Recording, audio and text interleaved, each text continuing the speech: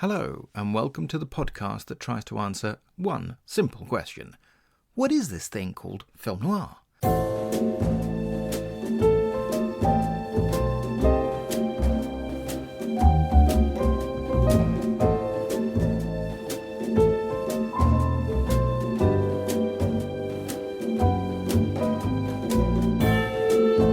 I'm your host, Sergio Angelini, and welcome to Tipping My Fedora, where we discuss movies, books, TV, radio, and much more besides, all from the darker side of the street.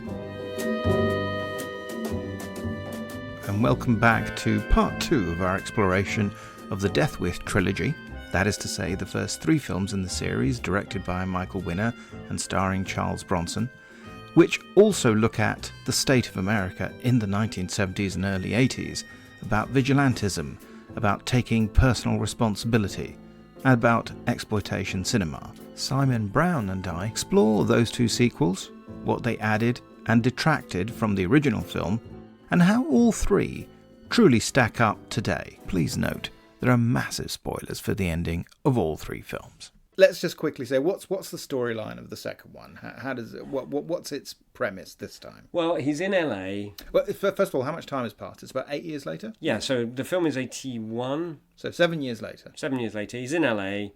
His daughter's still catatonic, more or less, give or take. No, it's slightly better, but mostly catatonic. His wallet gets stolen by a bunch of thugs at some sort of theme park where he's out with presumably Jill Ireland. Yes, yeah. Mrs. Bronson. Mrs. Bronson and his daughter, who's kind of on day release. And his wallet gets stolen, and they find out where he lives. And they go, these 5 thugs go back, and they sexually assault and kill the maid. No, they don't kill the maid. They sexually assault her. I'm sorry. It's been a while since I've seen this one. Anyway, more or less the same setup. I can tell you're a big fan of the sequel. The difference here is that because they stole his wallet, he's seen them all. So it's basically set up 10 minutes, presumably like 15 or 17 minutes if you watch the uncut version. And then, he dons a black beanie cap and a leather jacket, rents a grotty hotel downtown, and just wanders around and looks for these guys and kills them. And once he's killed them all, it's the end of the film. It happened once before. Some muggers followed my wife and daughter home from the market. It's about to happen again. Death Wish 2. He's doing it for you. So it's a revenge film in the way that the first film isn't. That's the first thing. And it's perfunctory. It's incredibly perfunctory, I think, as a piece of storytelling. The setup is far more unpleasant than it remotely needs to be. The daughter throws herself out of a window onto some iron railings. Ew. And he just goes out, finds them, kills them one by one. The end. The cop comes back from the first film. He gets shot. So all that moral ambiguity goes out the window. They're cop killers now too. Right. And that's it. He just boom, boom, boom, boom, dead, dead, dead, dead, dead. End of film. And it just strips away all of anything that made the first film interesting. Not only that, but, even if there is such a thing, obviously, as LA Noir. We know that there is such a thing as LA Noir. But the shooting of LA in the film compared to the shooting of New York in the first film, it's a very different style. It's much brighter and flatter and de-stylized. It's basically, it's too early to associate it, but it's like watching a kind of walkthrough of a video game where somebody just wanders around somewhere and shoots people. So it's a shoot-'em-up video game. Well, yeah, but more importantly, it's a it's watching somebody else play a shoot 'em up video game who's very good at it. So there's no tension. It's really flat. Big difference, and we should shift very quickly beyond Death Wish 2, I think. Although, can I mention Jill Ireland? Yes. Now, my recollection, because I have seen it probably less recently than you have, my recollection is that she becomes aware of what he's been out doing and doesn't approve. She provides some kind of, shall we say, critique. Is that fair? Yeah, it is. It is. Yeah, which I guess you could sort of see as a positive, but it's pretty thin. But it's just not a big deal. Bronson's the hero, and that's really it. Yeah, So- and as you say, as you mentioned this earlier, you alluded to this idea of westerns, right? Yes. And in the first film, there is a kind of hint of that. And it's certainly very much there in the book. There's a scene where he sits down, he's thinking about, what can he do? How can he solve this problem? He sits down and spends the afternoon watching a bunch of westerns. And that comes back at the end. He very much sees himself as this kind of Western idea.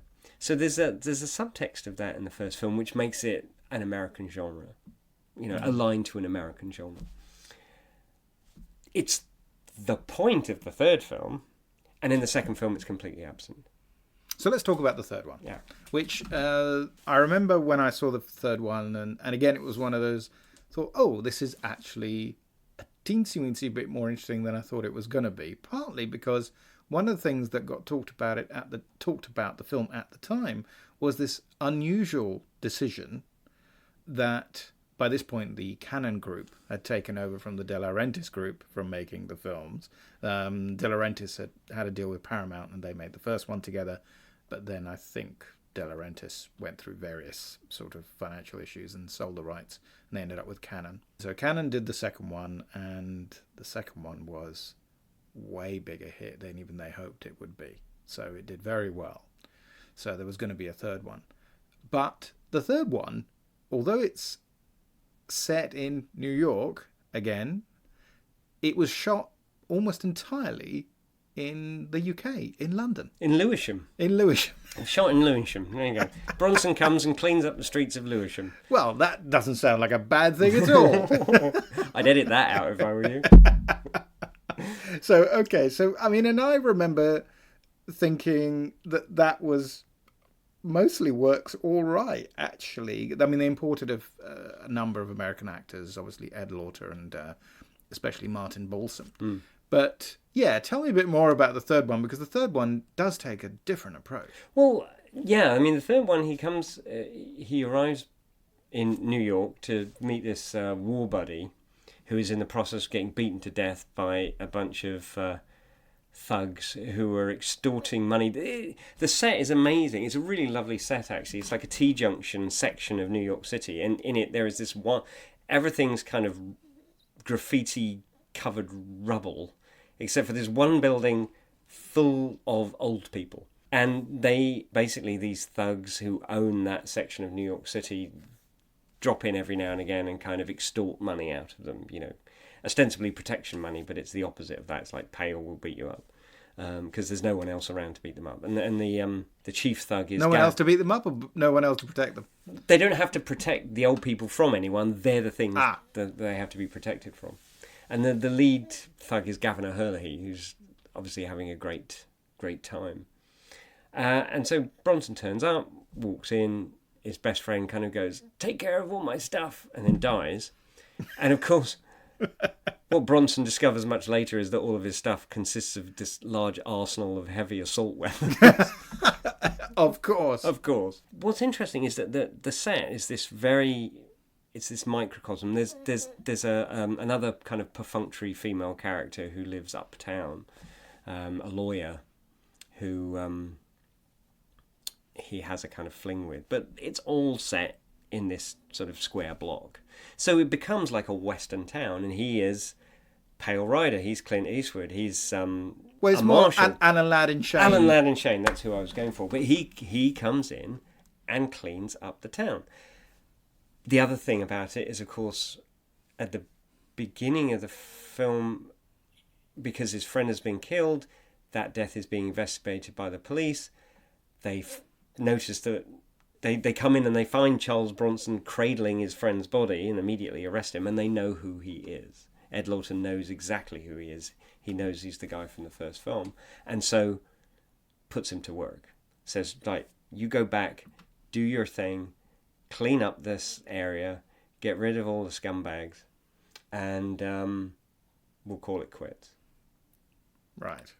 and report back to me, which of course is Charles Bronson, so he doesn't actually report back to him. Ed Lawton just kind of chases him around like a police puppy or something.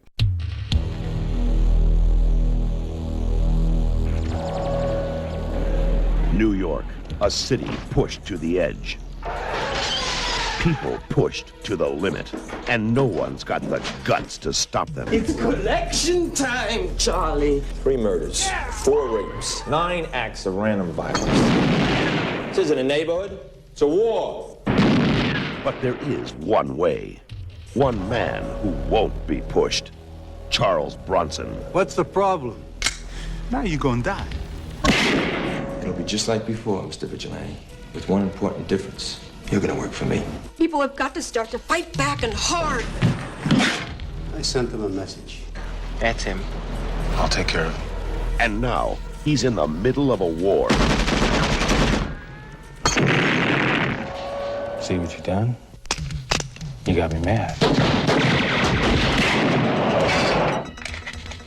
In a world gone mad, there is only one law. His. Charles Bronson, Death Wish 3.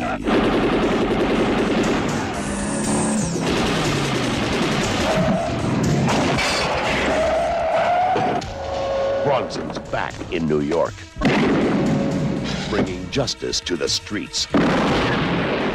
Charles Bronson, Death Wish 3. But it's a Western. It is a flat-out Western, with the sort of the cattle rustling gang breezing into town. It actually it's sort of reminiscent of the Lawman, the Burt Lancaster, Michael. Oh right, film, Lawman. Because if I remember Lawman correctly, Lee J. Cobb has this kind of family that causes all these problems, and Lancaster sort of comes in and fights back against them. It's a similar kind of idea. Sometimes the only difference between a lawman and a killer is which side of the badge he's on. Burt Lancaster is the lawman. He carried the law. Sometimes he carried it too far. You hold the law too high. You always did. Without the rules, you're nothing. Are we going to stand around and wait while this killer shoots down whoever he wants in our town? He's a lawman. You want the law, but you want it to walk quiet. You don't want it to put a hole in your pocket. You take courage from each other and you come armed. Well, there are enough of you. All you need is one man with enough stomach to die first.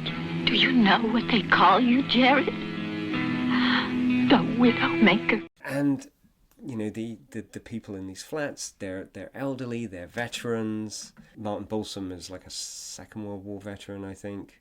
And obviously, Charles Bronson's friend who gets killed is would have been the Korean War. Yeah. There's a little Jewish couple who live there, and he sets up these kind of spring-loaded booby traps in their windows, so anyone tries to climb through, this huge plank of wood kind of breaks their nose and knocks all their teeth out. And it's sort of, it's got a kind of, it's not tongue-in-cheek, it's actually, it's low budget, so everything that Cannon did is kind of tongue-in-cheek because you can just see all the creaky seams.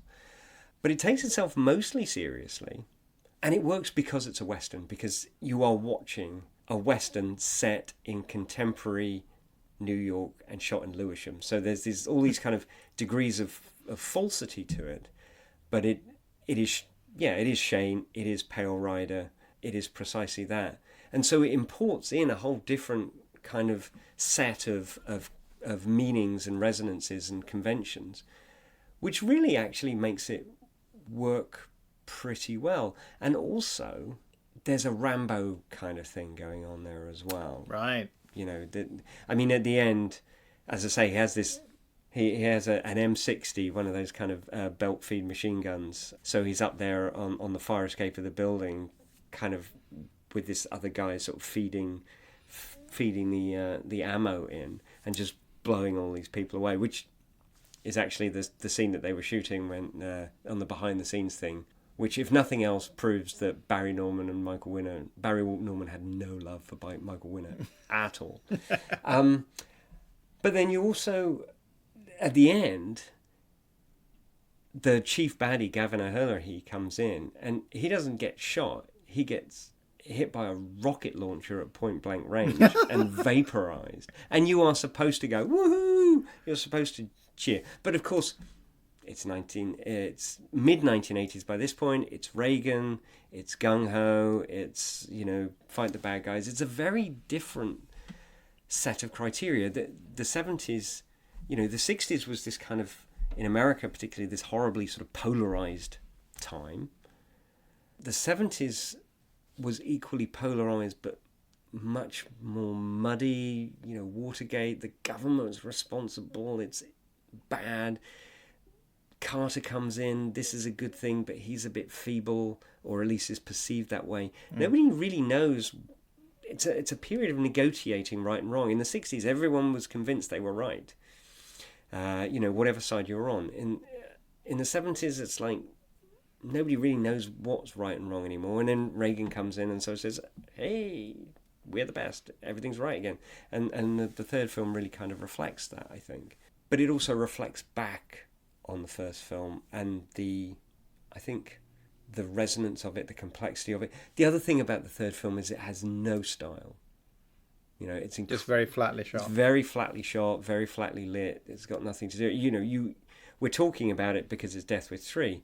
It's not a film noir at all. Whereas Death Wish, I think, just from those scenes in Central Park and the way that they're lit and that sort of depiction of the nighttime urban landscape very much kind of connects it to noir. Yeah, no, I mean, I think it's very true that in the end, I think we kind of think of it as it's the Death Wish trilogy, meaning the 3 films made by Michael Winner, and it's kind of like, for the sake of our own minds, we're just going to ignore all the others. Bronson did, in fact, make another 2 films as Paul Kersey. And then, of course, there was I suppose technically it's actually a remake of the first film with Bruce Willis, directed by Eli Roth. Yeah. I think that was a film that went through many iterations, but and didn't make much of a dent when it came out. I think there's something very specific about that film when it came out in 1974 that in its depiction of the urban milieu, the angst, just in terms of its timing, I think was very apropos. And yet at the same time, one would like to think that it maybe gave audiences a little bit of something to think about, precisely because he's at least presented in the first part of the film as someone who not only wouldn't normally take this reaction, but who in fact would do the opposite, who would want to do kind of what the son-in-law character would want to do, because the son-in-law sort of says, we should just go out and live in Connecticut or whatever. We should, get out of the big city because the big city has changed. And you get to that point halfway through the film where Bronson's character says, why should we allow ourselves to be pushed out? And in the book, of course, it's, I've been in New York all my life, I'm never going to leave. Whereas in the film, it's more about you're being pushed and surely you should try and push back. You owe yourself something rather than to just live in fear. And I suspect that that's what certainly the large audiences were to a large extent responding to, was this idea that you shouldn't live in fear. It's not how in the Death Wish is normally thought of. And certainly when you compare it with films that came before it, like Joe, which I know is a film you haven't seen, the John Avildsen film starring Peter Boyle, but which is also a film with a dark sense of humour, but which is very bleak. Ladies and gentlemen, we'd like you to meet Joe. This is what the American press say. The movie Joe must surely rank in impact with Bonnie and Clyde. Time magazine. Money don't mean nothing to them. Motorcycles, marijuana. You got love, you don't need this stuff. How do they fall in love? A hippie pimp. Lone Ranger. Cowboys and Indians. Hopalong Cassidy. Not really fags, but close. What he like is to have a little on the side once in a while. I'll drink to that. Do me a favor. Give us all a break. 4 stars. Devastatingly funny. New York Daily News. 100 milligrams of Thorazine in the butt does wonders. Get your pants on. It's your ass now, Compton. Easter orgies. She's anti-fetish. That's Jap food. The best Chinese restaurant in Astoria. A rip snorter, a triumph. Judith Christ, New York Magazine and NBC TV. Now, all over Britain, they're raving about Joe. A very savage film. Very funny. Scores a triumph. The Observer. The best film so far this year. The Sun. All my life, I ain't never been to an orgy. I hope I'm not out of line. You just beat the world's speed record. You don't need to tell me. I seen her on TV all the time. Look, she's a bum tripper. Oh, you're gonna kill me too! It's a humanitarian act. Yeah.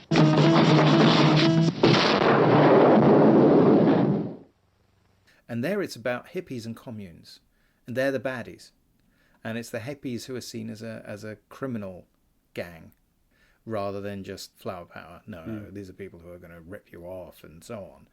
And ends with a particularly unpleasant, horrible, ironic finale. And then you get all these kind of revenge films, so that something like Taxi Driver doesn't, as it were, come out in isolation. You've also got things like Walking Tall and, films of that type. And like you say, but it continues because then the success of something like Rambo, which of course, when it gets quoted by Reagan, I think it sort of becomes associated with Republican right-wing politics in a really scary way. So of course, then in the second film, you get Rambo, actually winning the war in Vietnam. Yay, well done you. Which of course then drives Cannon to make all those Chuck Norris films in which you go back and relitigate the Vietnam War and maybe win it a bit this time. But I think, you're absolutely right. But Death Wish isn't saying that he's right.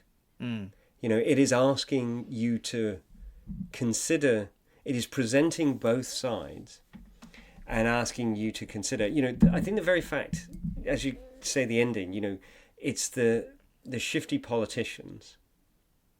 And politicians are never good in these movies. The mayor of New York is never good in a film, whenever they turn up. They are making a logical decision. We want him gone, as you quite rightly say, right?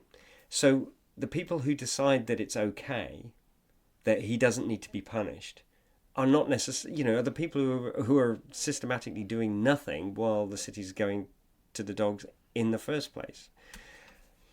The ending of the film, he goes to Chicago and he gets off the train and sees a bunch of juvenile delinquents. And then the last shot of the film is him, kind of making a gun with his thumb and forefinger and going, how are you supposed to feel about that? Is it triumphant? Is that a moment that is kind of triumphant, or is it a moment that is tragic? You can read it either way, I think, depending on your point of view. But the film offers you both sides. It doesn't say he is doing the right thing. In the same way that Taxi Driver clearly doesn't say that what Travis Bickle does at the end is a good thing in any way, shape or form. The taxi driver is looking for a target. Getting ready. Getting organized. Preparing himself for the only moment in his life that will ever mean anything. How much for everything? $350 for the Magnum, $250 for the 38, $1.25 for the 25, $150 for the 380. That taxi driver's been staring at us. You talking to me?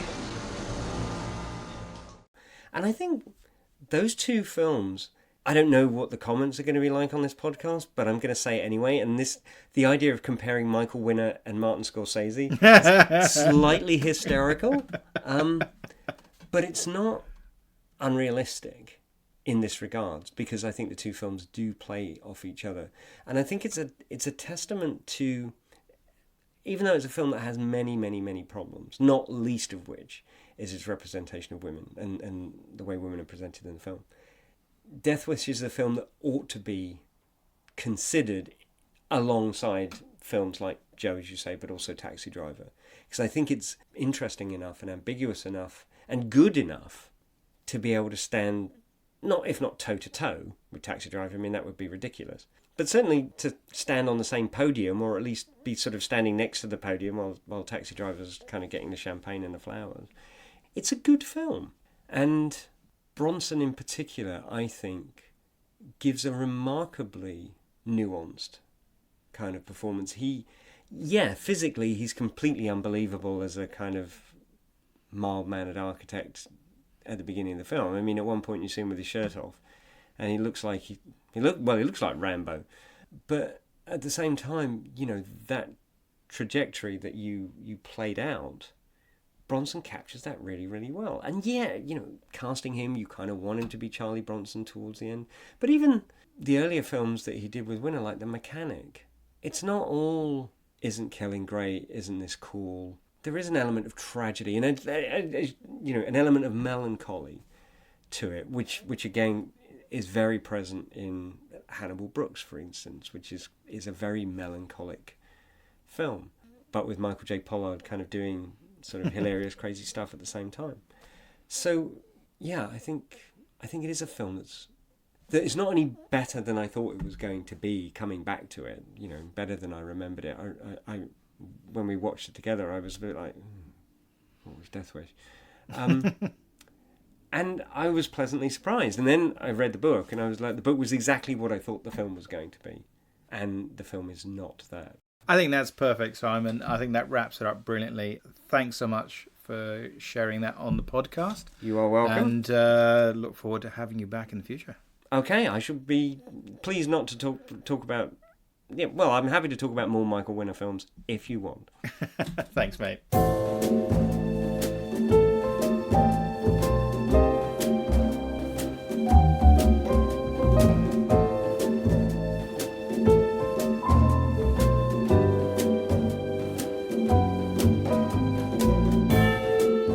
You have been listening to Tipping My Fedora, the show about all things noir.